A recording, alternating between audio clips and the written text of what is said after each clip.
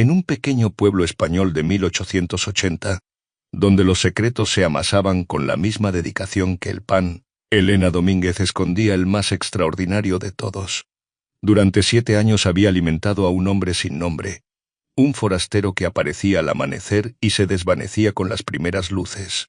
Lo que nadie imaginaba es que aquel gesto de caridad cambiaría el destino de ambos para siempre. Con apenas 22 años, Elena se había convertido en el pilar de su hogar tras la muerte de su padre.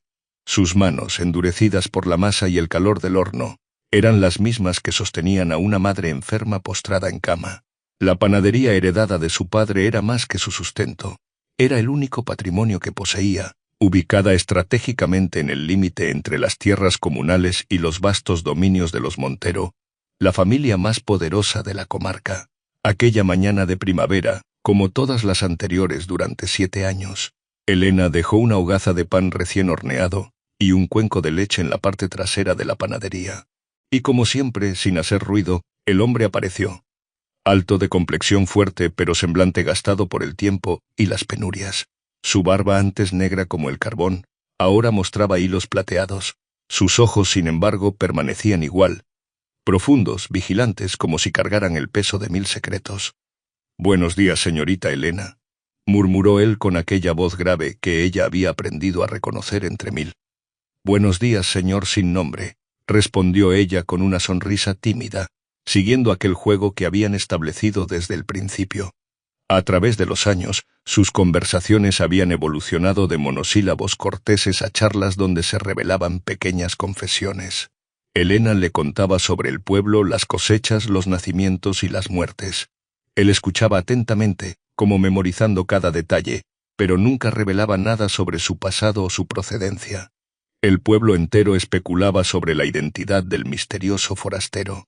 Algunos decían que era un bandolero huyendo de la justicia, otros un noble caído en desgracia. Las mujeres advertían a Elena sobre los peligros de alimentar a un desconocido. Los hombres murmuraban sobre su honra comprometida. Pero ella persistía, movida por una mezcla de compasión y fascinación que ni ella misma comprendía completamente. Lo que nadie sabía, ni siquiera Elena, era que mientras sus vidas se entrelazaban cada mañana entre el aroma del pan recién horneado, en la gran casa solariega de los Montero, el joven heredero Sebastián planeaba una estrategia que alteraría el curso de sus destinos. Una estrategia que pondría a prueba no solo la misteriosa conexión entre Elena y el desconocido, sino también las rígidas barreras que separaban las clases sociales en aquella España rural, donde los apellidos pesaban más que los sentimientos. Y así, entre harinas y secretos, comenzaba una historia donde el pan de la caridad alimentaría no solo el cuerpo de un hombre sin nombre, sino una pasión prohibida que desafiaría las convenciones de su tiempo. La historia del primer encuentro entre Elena y el hombre sin nombre se había convertido en una leyenda personal que ella atesoraba en silencio. Ocurrió una madrugada tormentosa, 7 años atrás, cuando Elena tenía apenas 15 años y su padre Antonio aún vivía. Ambos se encontraban preparando las primeras jornadas cuando escucharon un golpe en la puerta trasera. «No abras», le había advertido su padre, «puede ser cualquiera». Pero algo en el sonido débil y persistente de aquellos golpes había despertado la compasión de Elena. Cuando su padre se distrajo, ella se escabulló hacia la puerta trasera. Allí encontró a un hombre derrumbado bajo la lluvia, con una herida sangrante en el costado y los ojos ardiendo de fiebre. «Padre», había gritado Elena, «hay un hombre herido». A regañadientes, Antonio Domínguez había permitido que el forastero pasara la noche en el pequeño cobertizo anexo a la panadería. Elena le había limpiado la herida, que parecía hecha por una espada o daga, mientras su padre vigilaba con escopeta en mano. «¿Cómo te llamas?», le había preguntado. «Mejor que no lo sepáis», había respondido el hombre entre delirios de fiebre, «por vuestra seguridad y la mía». Al amanecer, el hombre había desaparecido, dejando solo una nota escrita con caligrafía sorprendentemente elegante: «Vuestra bondad no será olvidada». Y una semana después, cuando ya casi habían olvidado el incidente, lo encontraron nuevamente en la puerta trasera, esta vez de pie, más recuperado, solicitando comprar pan. «No puedo pagar con dinero», había explicado, «pero puedo ofreceros esto». De su bolsillo sacó una pequeña navaja con empuñadura de marfil labrado. El padre de Elena la había rechazado, pero había aceptado que el hombre cortara leña para el horno como pago por el alimento. Así comenzó el ritual que continuaría durante años. El hombre aparecía al amanecer, comía en silencio el pan y la leche que Elena dejaba para él, y luego realizaba pequeñas tareas antes de desaparecer hasta el día siguiente. Cuando Antonio Domínguez falleció repentinamente, víctima de unas fiebres, Elena se encontró sola, administrando la panadería y cuidando de su madre enferma. Los vecinos esperaban que vendiera el negocio, que buscara un matrimonio conveniente o un trabajo de sirvienta. Pero Elena había heredado la determinación de su padre junto con sus recetas de pan. «Seguiré adelante», le había anunciado al hombre sin nombre una semana después del funeral. «Este horno no se apagará mientras yo viva». Él la había mirado con una intensidad nueva, como si la viera por primera vez. «Eres más fuerte de lo que crees, Elena Domínguez, y llegará el día en que todos lo sabrán». Con el paso de los años, mientras Elena se convertía en mujer, la presencia del forastero se volvió tan constante como las estaciones. Nunca faltaba a su cita matutina, ni siquiera durante los inviernos más crudos. Y aunque sus conversaciones se fueron haciendo más largas, él siempre mantenía un aire de misterio. Solo dejaba entrever que había vivido en muchos lugares, que sabía de letras y números, y que alguna vez había conocido una vida muy diferente a la actual.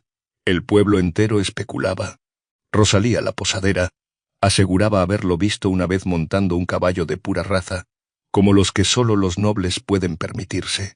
El viejo Matías el herrero juraba que sus manos no eran las de un trabajador común, sino las de quien ha empuñado espadas. La joven Pilar, hija del alcalde, lo había seguido una tarde y aseguraba que se refugiaba en una cueva en las colinas, donde guarda un tesoro robado. Elena escuchaba estos rumores con una sonrisa educada pero incrédula.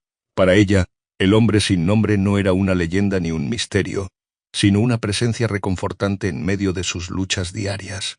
Su único tesoro era aquel medallón que le había visto una vez, cuando su camisa se abrió accidentalmente, un escudo de armas grabado en plata que él había ocultado rápidamente al notar su mirada.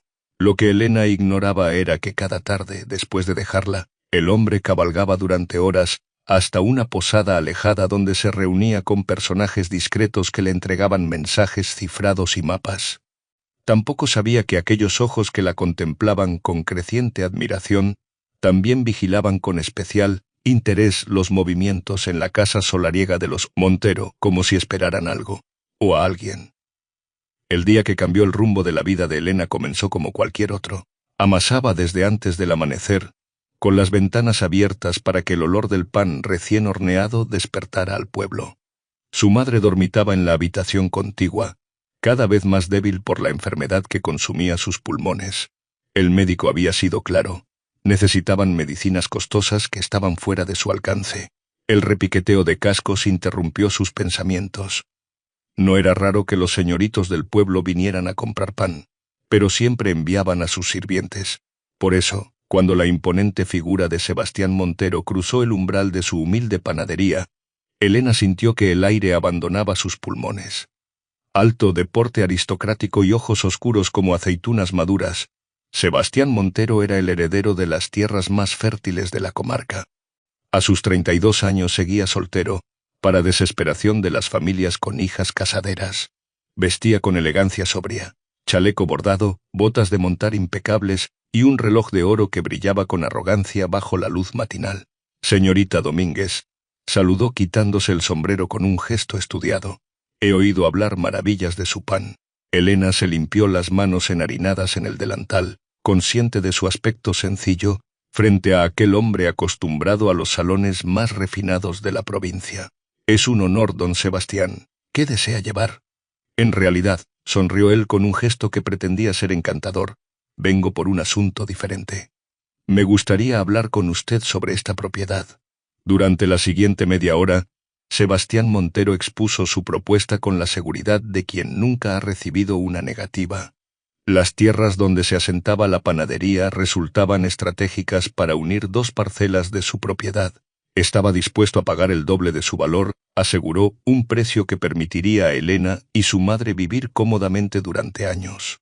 «No está en venta», respondió ella con una firmeza que sorprendió al hacendado. Esta panadería era el orgullo de mi padre y es mi sustento. Sebastián cambió de estrategia entonces. Habló de la enfermedad de su madre, de los costosos tratamientos disponibles en la capital, de cómo una mujer sola enfrentaba 1000 peligros en un mundo diseñado para hombres. Con cada argumento, su voz se volvía más persuasiva, como si tejiera una red invisible alrededor de Elena. Hay otra solución, dijo finalmente, mirándola con intensidad, una que beneficiaría a ambos. La propuesta llegó sin preámbulos: matrimonio. Él obtenía las tierras que deseaba, ella seguridad y un apellido respetado. Su madre recibiría los mejores cuidados médicos. La panadería podría continuar funcionando bajo su supervisión. Necesito tiempo para pensarlo, logró articular Elena, aturdida por lo inesperado de la oferta. Por supuesto, concedió él, besándole la mano con calculada cortesía. Volveré en 3 días por su respuesta. Esa misma tarde, cuando el hombre sin nombre apareció para su habitual encuentro, Elena le contó sobre la visita y la propuesta de Sebastián Montero. Por primera vez en 7 años, vio al misterioso hombre perder la compostura. Un relámpago de ira atravesó sus ojos, seguido de algo que parecía dolor. ¿Lo estás considerando?, preguntó con voz tensa. Mi madre está muriendo, respondió Elena simplemente. ¿Qué harías tú? El hombre permaneció en silencio largo rato, como librando una batalla interior. Finalmente, con voz grave, dijo algo que Elena jamás habría esperado. No te cases con él, Elena. Sebastián Montero no es quien aparenta ser. Y yo tampoco lo soy.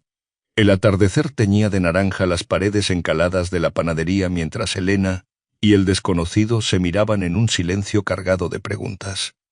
Las palabras pronunciadas flotaban entre ellos como el polvo de harina bajo la luz que se filtraba por las ventanas.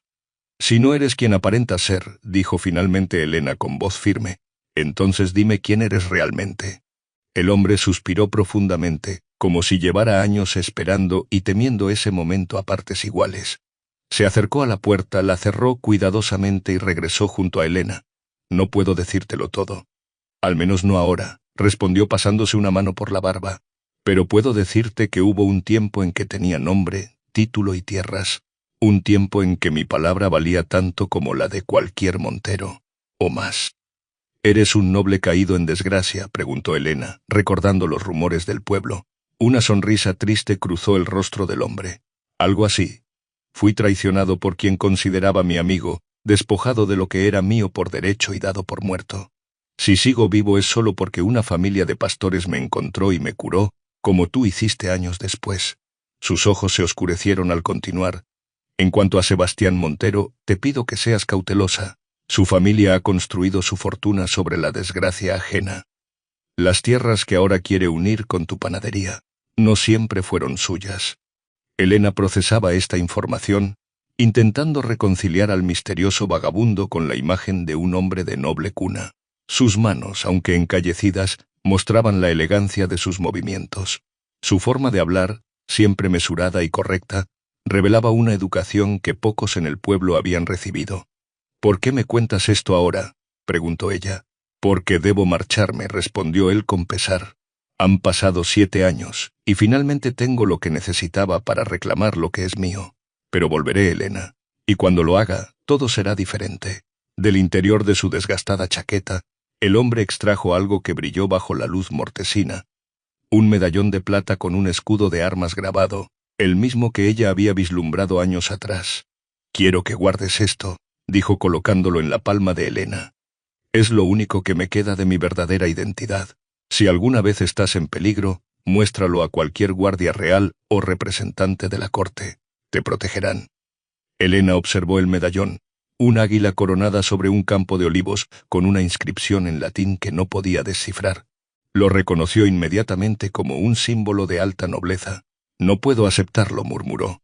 Es demasiado valioso. Más valioso ha sido para mí cada trozo de pan que me has dado sin pedir nada a cambio, respondió él. Sus dedos se cerraron sobre los de ella, asegurándose de que tomara el medallón. Prométeme que lo considerarás antes de aceptar la propuesta de Montero. Elena asintió, sintiendo que algo profundo cambiaba entre ellos. Ya no era solo gratitud o la complicidad de un secreto compartido. Era algo más intenso, algo que ninguno de los dos se atrevía a nombrar. Te esperaré, prometió ella sin pensar. sorprendiéndose a sí misma. Él sonrió entonces, una sonrisa plena que transformó su rostro curtido. No más de 3 meses, aseguró. Para entonces la verdad saldrá a la luz. Cuando se marchó, Elena tuvo la inquietante certeza de que aquel no era un adiós cualquiera. Algo terminaba así, pero algo mucho más grande estaba a punto de comenzar. Los siguientes días transcurrieron para Elena como si viviera en un sueño ajeno. Tras consultar con el médico sobre el empeoramiento de su madre y calcular lo que costarían los tratamientos recomendados, había aceptado la propuesta de Sebastián Montero. La noticia corrió por el pueblo como pólvora encendida, desatando una tormenta de reacciones. La panadera se casa con el señorito, murmuraban las mujeres en la fuente. Dicen que será la boda del año. Sebastián, complacido por su aceptación, no escatimó en demostraciones públicas de generosidad. Envió al mejor médico de la capital para atender a la madre de Elena. Ordenó renovar completamente la fachada de la panadería. Regaló a su prometida vestidos confeccionados en los mejores talleres de Madrid. A ojos del pueblo era el cuento de hadas hecho realidad. La humilde panadera que ascendía de posición gracias a un matrimonio ventajoso. Pero Elena, mientras se probaba el vestido de novia de encaje valenciano, no podía dejar de pensar en el medallón escondido bajo una tabla suelta en su habitación, ni en la promesa del hombre sin nombre. 3 meses, había dicho él. Apenas habían pasado 6 semanas y ya se encontraba a días de convertirse en la señora de Montero. Una tarde, mientras supervisaba las reformas de la panadería, Elena recibió la visita de doña Carmen, la anciana partera que había traído al mundo a medio pueblo. La mujer observó con gesto crítico los cambios en el local antes de hablar. «Niña, dicen que quien se casa sin amor compra caro su dolor», dijo sin preámbulos. «El amor es un lujo que no todas podemos permitirnos, doña Carmen», respondió Elena, sorprendida por su propia amargura. La anciana la miró con ojos astutos. «No siempre fue así en esta tierra. Hubo un tiempo en que incluso los grandes señores se casaban por amor». Bajó la voz antes de continuar, como don Rodrigo de Montellano y su esposa Isabel. Elena sintió que el corazón le daba un vuelco. Montelano era el nombre grabado en el reverso del medallón. ¿Quiénes eran?, preguntó intentando disimular su interés. «Los verdaderos dueños de las tierras que ahora poseen los Montero», respondió la anciana. «Murieron en circunstancias extrañas hace 15 años, dejando un único heredero que desapareció misteriosamente. Aquella noche Elena apenas pudo dormir. Los sueños la asaltaban, mezclando imágenes del hombre sin nombre con fragmentos de historias sobre los Montellano. En uno de ellos, especialmente vívido, se veía a sí misma en el altar junto a Sebastián, mientras el desconocido entraba en la iglesia, gritando su verdadero nombre. Despertó sobresaltada, empapada en sudor. A la mañana siguiente, movida por una corazonada, Elena hizo algo que nunca antes había hecho: buscar entre los documentos de la compra de la panadería que su padre había guardado cuidadosamente. Para su sorpresa, el acta notarial original mencionaba que la propiedad había pertenecido al ducado de Montellano, antes de ser parcelada y vendida por el ayuntamiento, y la fecha coincidía exactamente con la supuesta muerte de los duques. Con creciente inquietud, Elena comprendió que su boda, programada para 3 días después, estaba entrelazada con secretos mucho más oscuros de lo que jamás hubiera imaginado. El amanecer del día de la boda trajo consigo un cielo despejado y una brisa suave que parecía un buen augurio. Elena, sin embargo, sentía el peso de una decisión que ya no podía revertir. Su madre, algo mejorada gracias a los cuidados del médico enviado por Sebastián, la observaba desde la cama mientras la ayudaban a vestirse. «Estás hermosa, hija», susurró la enferma con ojos brillantes. «Tu padre estaría orgulloso». Elena intentó sonreír, pero el gesto no alcanzó sus ojos. El vestido blanco, bordado con pequeñas perlas, se ajustaba perfectamente a su figura. Sobre su cabeza, una corona de flores de azahar contrastaba con su cabello castaño recogido en un elegante moño. Era la viva imagen de una novia feliz, excepto por la sombra de duda que oscurecía su mirada. «Madre», dijo finalmente sentándose junto a la cama, «¿crees que estoy haciendo lo correcto?». Doña Rosario tomó la mano de su hija entre las suyas, ahora frágiles y traslúcidas como hojas secas. «El deber y el corazón rara vez caminan por la misma senda, Elena. Pero nunca es tarde para escuchar la voz del alma». Un golpe en la puerta interrumpió la conversación. Era Pilar, la hija del alcalde, que actuaría como dama de honor. El carruaje ha llegado, anunció excitada, y está decorado con flores blancas como un cuento de hadas. Elena asintió mecánicamente. Antes de salir, besó a su madre en la frente y deslizó la mano bajo su almohada, donde había escondido el medallón de los Montellano. Por un momento consideró llevarlo consigo, como un talismán, pero algo le dijo que era más seguro dejarlo allí. El trayecto hasta la iglesia transcurrió en un silencio apenas interrumpido por los comentarios entusiastas de Pilar sobre los invitados ilustres que habían llegado desde la capital para la ocasión. Elena observaba las calles del pueblo que la había visto crecer, preguntándose si al regresar de la ceremonia las vería con ojos diferentes. La plaza de la iglesia estaba abarrotada. Los habitantes del pueblo se habían vestido con sus mejores galas para presenciar el acontecimiento social del año. Las campanas repicaban festivas cuando Elena descendió del carruaje, sosteniendo el ramo de rosas blancas que Sebastián había mandado traer expresamente desde los jardines reales. En la puerta del templo la esperaba don Lucas, el médico que atendía a su madre, quien la conduciría al altar en ausencia de su padre. El hombre le ofreció su brazo con una sonrisa tranquilizadora. «Respira hondo, pequeña. Todo saldrá bien». El interior de la iglesia resplandecía con cientos de velas y flores. Los bancos estaban ocupados por lo más granado de la sociedad provincial. Al final del pasillo, junto al altar, Sebastián Montero aguardaba con expresión complacida, elegante en su traje de etiqueta negro. A su lado, su madre, doña Victoria Montero, observaba a Elena con evidente desdén, como evaluando una mercancía de dudosa calidad. La marcha nupcial comenzó y Elena avanzó por el pasillo central sintiendo cada paso como un peso. Recordó las palabras del hombre sin nombre, «Volveré», pero no había vuelto y ya era demasiado tarde. Cuando llegó junto a Sebastián, éste le tendió la mano con un gesto que pretendía ser galante. Elena notó que sus dedos estaban fríos a pesar del calor de la iglesia. «Estás preciosa», murmuró él con una sonrisa que no alcanzaba sus ojos. La ceremonia dio comienzo. El padre Anselmo, visiblemente nervioso ante tan distinguida concurrencia, comenzó a oficiar el enlace con voz temblorosa. Elena escuchaba las palabras rituales como si vinieran de muy lejos, concentrada en controlar el temblor de sus manos y el nudo en su garganta. Cuando llegó el momento crucial, el sacerdote pronunció la fórmula tradicional. Si alguien conoce algún impedimento por el que este matrimonio no deba celebrarse, que hable ahora o calle para siempre. Un silencio espeso invadió la iglesia. Elena sintió que el tiempo se detenía mientras su corazón latía desbocado. Por un instante fugaz, imaginó que las puertas se abrían de golpe y aparecía él, su hombre sin nombre, para impedir la boda. Pero nada ocurrió. El padre Anselmo se disponía a continuar cuando un sonido lejano pero inconfundible llegó desde el exterior. Cascos de caballos aproximándose a galope tendido, muchos caballos. Los murmullos comenzaron a extenderse entre los asistentes.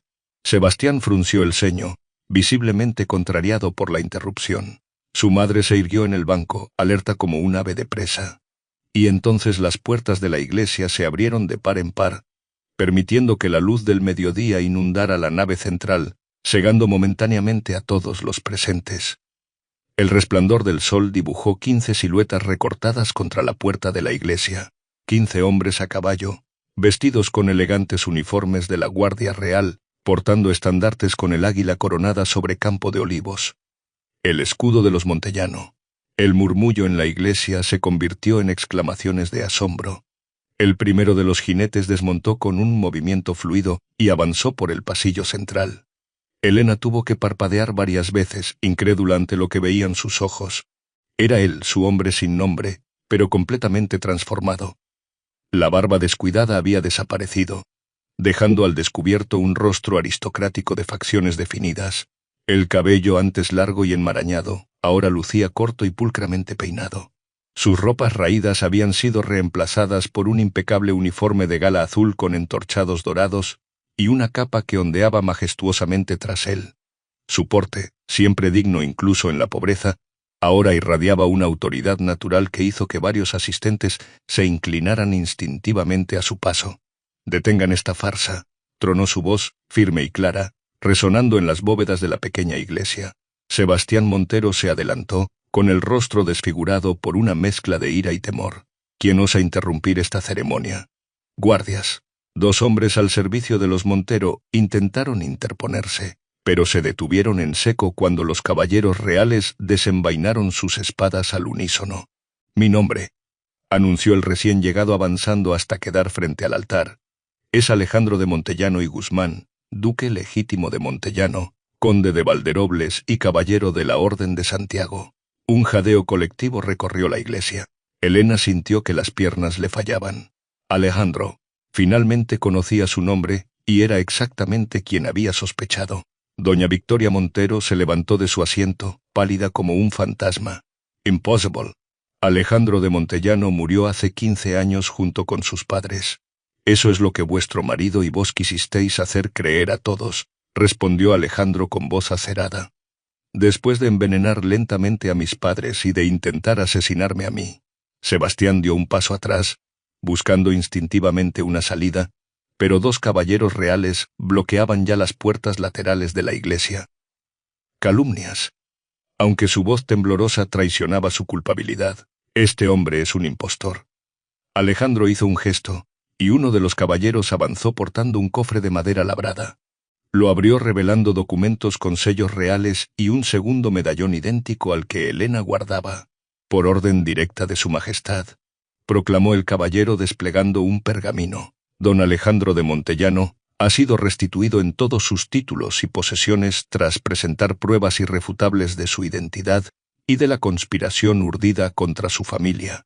Los Montero quedan desposeídos de todas las tierras adquiridas ilegalmente y deberán responder ante la justicia real por los crímenes de asesinato, usurpación y alta traición. Los acontecimientos se precipitaron entonces. Guardias reales escoltaron a Sebastián y a su madre fuera de la iglesia entre el murmullo escandalizado de los asistentes.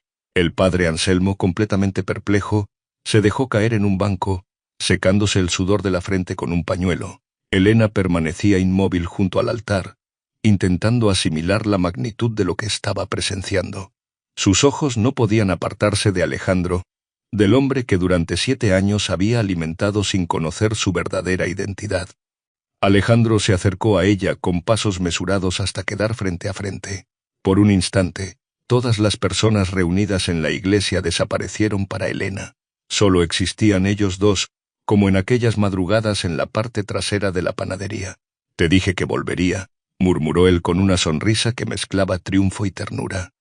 Lamento haber tardado más de lo prometido. Eras tú, susurró ella todavía incrédula. Todo este tiempo eras, Anne Duc. Alejandro tomó sus manos entre las suyas, aquellas manos que tantas veces le habían ofrecido pan recién horneado. Era y soy un hombre que te debe la vida, respondió, y que ha regresado no solo para reclamar sus tierras, sino para ofrecerte lo que Sebastián nunca podría, un corazón agradecido y leal. La iglesia entera contenía la respiración, testigos del extraordinario giro en aquella historia que pasaría a ser leyenda en el pueblo por generaciones. Esa misma tarde, en la gran sala de la posada del pueblo, convertida apresuradamente en tribunal improvisado, Alejandro de Montellano relató la historia completa ante las autoridades locales y los vecinos más prominentes. Elena, sentada en primera fila, escuchaba cada palabra con el corazón encogido, completando finalmente el rompecabezas que había intuido. Mis padres, los duques de Montellano, comenzaron a enfermar misteriosamente hace 15 años, explicó Alejandro con voz serena pero cargada de emoción contenida. Eran jóvenes y fuertes, pero día a día se debilitaban sin causa aparente. Los médicos hablaban de una extraña enfermedad, pero ahora sabemos que Ricardo Montero, padre de Sebastián, los estaba envenenando lentamente. Un murmullo de indignación recorrió la sala. El juez, enviado especialmente desde Madrid, tomaba notas detalladas. Mi padre, sospechando lo que ocurría, me hizo prometer que huiría si él moría en circunstancias sospechosas. Me dio este medallón. Alejandro mostró el emblema que pendía ahora de su cuello, y me confió documentos que probaban nuestros derechos sobre estas tierras. La noche que sus padres fallecieron, Alejandro había sido atacado por hombres a sueldo de los Montero. Gravemente herido, logró escapar ocultándose en un carro de campesinos que abandonaba la comarca. Durante años vivió bajo identidades falsas, reuniendo pruebas y aliados leales a la corona. Regresé hace 7 años para vigilar de cerca a los Montero, pero no podía revelar mi identidad hasta tener pruebas suficientes y el apoyo real, continuó Alejandro, dirigiendo una mirada significativa a Elena. Y entonces una joven panadera me ofreció pan cuando estaba herido y hambriento, sin pedir nada a cambio. La historia del medallón reveló su importancia crucial. Era la llave de una cámara secreta en el Palacio Real donde los Montellano habían depositado documentos incriminatorios contra los Montero, anticipándose a posibles traiciones. Cuando Alejandro finalmente pudo recuperarlos, presentó su caso ante el rey, quien ordenó una investigación exhaustiva que confirmó todas sus acusaciones. Los 15 caballeros que me acompañan. Señaló hacia los hombres uniformados que permanecían de pie junto a las paredes. Son miembros de familias nobles que también sufrieron las artimañas de los Montero. Cada uno tiene su propia historia de tierras usurpadas o derechos negados. El juez se dirigió entonces a Elena, pidiéndole que relatara su parte en esta historia. Con voz temblorosa al principio, pero cada vez más firme. Elena explicó su relación con el misterioso forastero y cómo había llegado a aceptar la propuesta de Sebastián Montero. Don Sebastián insistió especialmente en adquirir la panadería, concluyó Elena. Ahora comprendo que su verdadero interés era borrar cualquier rastro de los antiguos límites entre las propiedades de los Montellano. Alejandro asintió gravemente. La panadería de tu padre está construida sobre los cimientos de una antigua capilla que marcaba el límite original de nuestras tierras.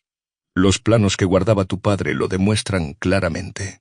Mientras avanzaba la sesión, quedó expuesto el elaborado plan de los Montero. Habían falsificado documentos, sobornado funcionarios y eliminado sistemáticamente cualquier prueba de los legítimos derechos de los Montellano. Lo más sorprendente para Elena fue descubrir que su propio padre había sido administrador de los Montellano antes de convertirse en panadero. Antonio Domínguez había servido fielmente a los padres de Alejandro, y tras su muerte, había adquirido la pequeña parcela de la capilla para protegerla de los Montero, intuyendo su importancia aunque sin conocer todos los detalles.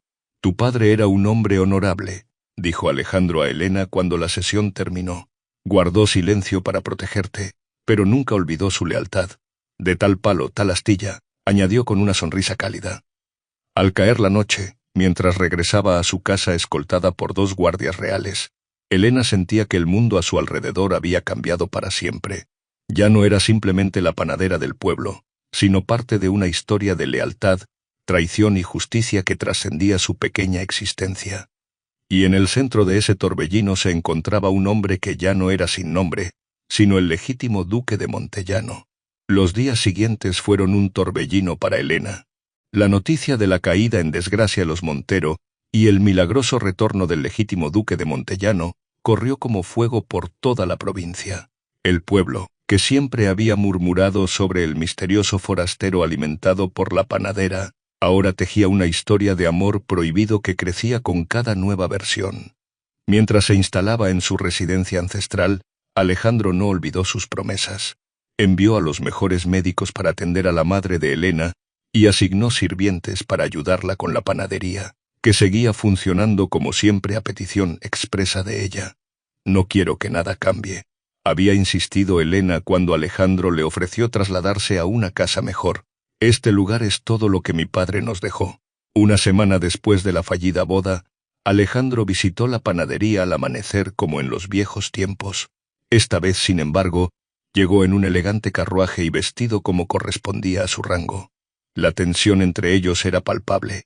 Ambos sabían que las circunstancias habían cambiado irrevocablemente. «¿Me permitirías hablar contigo en privado?», solicitó él con una formalidad que contrastaba con la intimidad que habían compartido durante años. Elena lo condujo al pequeño jardín trasero donde tantas veces se habían encontrado. Alejandro observó con nostalgia el banco de piedra donde solía sentarse a comer el pan que ella le ofrecía. «Parece que han pasado siglos desde la última vez que estuvimos aquí», comentó. «Todo es diferente ahora», respondió Elena con una punzada de tristeza. «Ahora eres el duque de Montellano y yo sigo siendo la panadera del pueblo». Alejandro frunció el ceño. «¿Eso es lo que crees? que mi título cambia lo que siento por ti. No sería la primera vez que un noble juega con los sentimientos de una plebeya, replicó Helena, dando voz a los temores que la habían atormentado durante días. Durante 7 años, dijo él acercándose a ella, comí el pan que amasabas con tus propias manos. Te vi trabajar incansablemente para mantener a tu madre y honrar la memoria de tu padre. Te observé rechazar pretendientes que considerabas indignos y, finalmente, aceptar a un hombre que detestabas para asegurar el bienestar de tu familia. Tomó sus manos entre las suyas antes de continuar. Si eso no es nobleza, Elena Domínguez, entonces no sé qué lo es. Las lágrimas asomaron a los ojos de Helena. Alejandro, el mundo no verá con buenos ojos que un duque se relacione con alguien como yo. El mundo, sonrió él con determinación, tendrá que acostumbrarse. No pasé 7 años en el exilio, recuperando lo que es mío por derecho, para dejar que las convenciones sociales me dicten a quién puedo amar. La palabra amar flotó entre ellos como una promesa. Durante años me alimentaste cuando tenía hambre, me diste esperanza cuando la había perdido. Ahora te pido que me permitas demostrarte que la lealtad y la gratitud pueden transformarse en algo mucho más profundo. En ese momento, Helena comprendió que debía tomar una decisión que cambiaría su vida para siempre.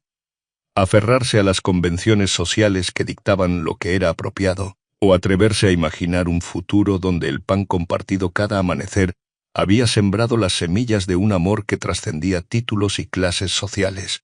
Un año después, la antigua panadería de los Domínguez lucía completamente transformada.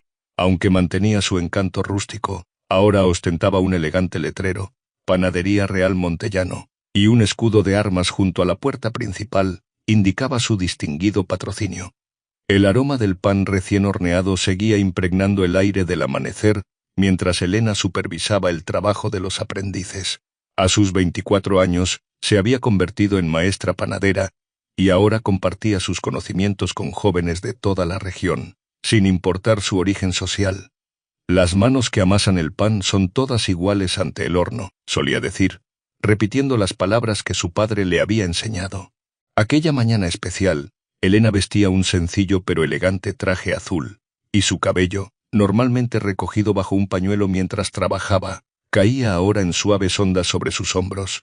Su madre, notablemente recuperada gracias a los tratamientos médicos, la observaba con orgullo desde una cómoda silla junto a la ventana. «Estás preciosa, hija», dijo la mujer con ojos brillantes.